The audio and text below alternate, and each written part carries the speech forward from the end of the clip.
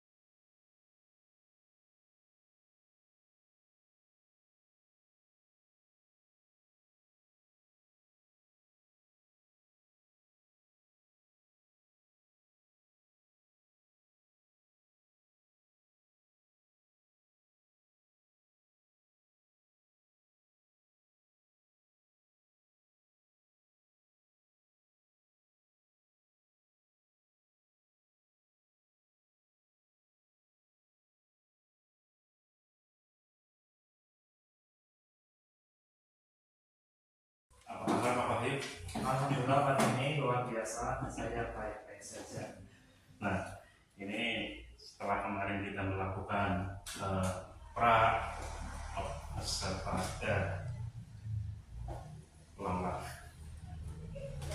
setelah kemarin kita melakukan supervisi tugas Pak Wahyu, ada beberapa hal yang ingin saya tanyakan kepada Pak Wahyu, Pak. Ya, silakan Pak Denny. Ya, yang pertama adalah tentang kemarin Pak Wahyu sudah menerapkan strategi pembelajaran berdiferensiasi di kelas. Betul Pak Denny.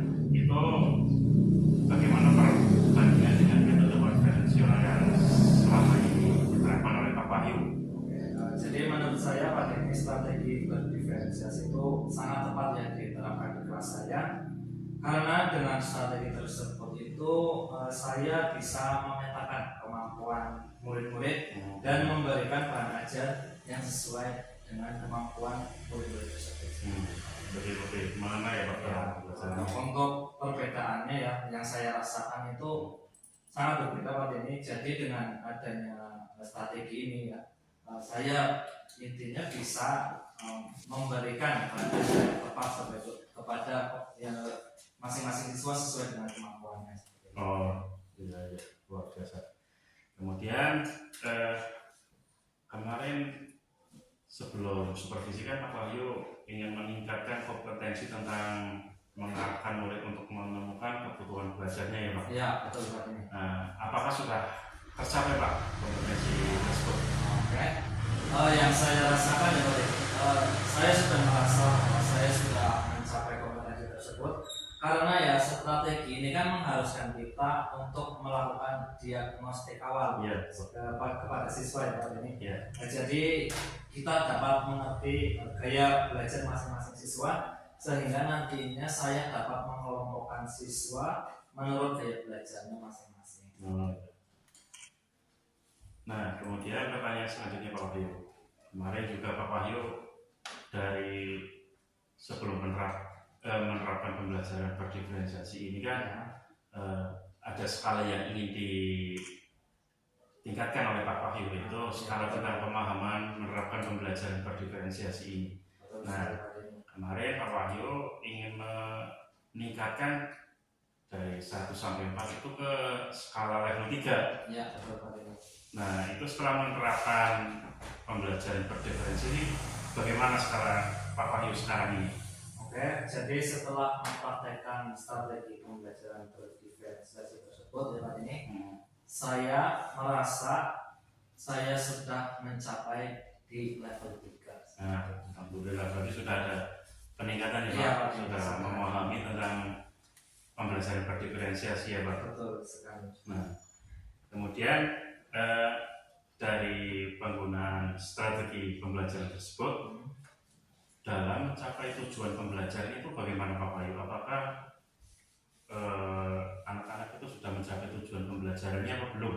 Oke, sebelum masuk ke saya menjelaskan tercapai atau tidaknya, jadi saya akan memberikan gambaran dulu ya, atau maksudnya tujuan pembelajarannya itu apa sih kemarin yang saya praktekkan. Iya.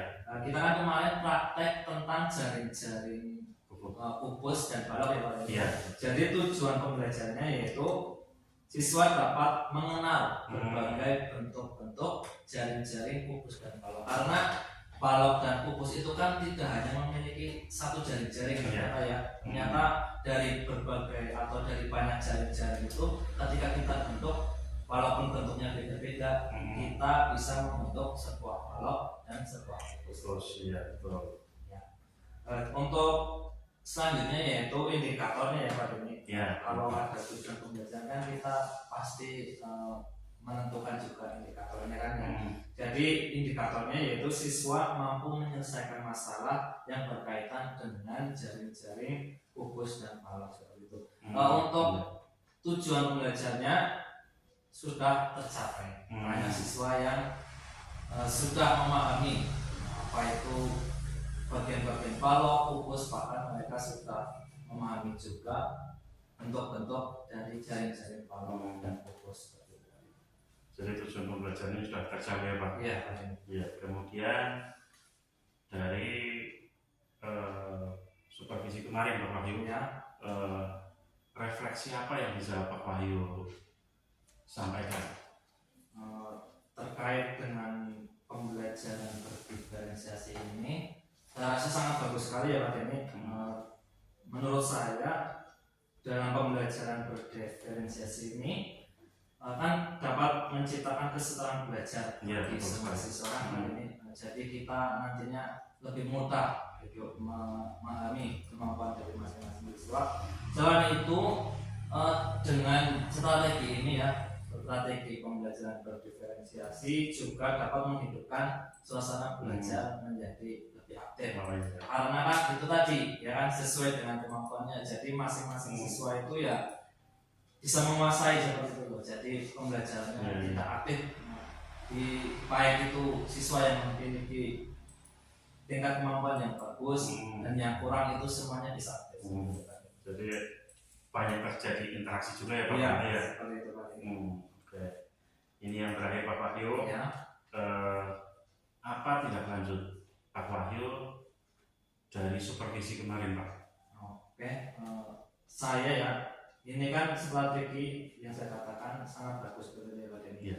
Jadi saya akan menerapkan strategi ini di semua mapel, jadi tidak hanya di beberapa mapel saja ya. Sehingga saya dapat memberikan kebutuhan bahan ajar, memberikan bahan ajar kepada siswa sesuai dengan kemampuannya di masing-masing mapel. Jadi tidak terpaku di satu mapel saja. Saya targetnya itu akan menerapkan di semua mapel. Iya, luar biasa sekali Pak Wahyu. Terima kasih atas waktunya dan jawaban-jawaban yang luar biasa.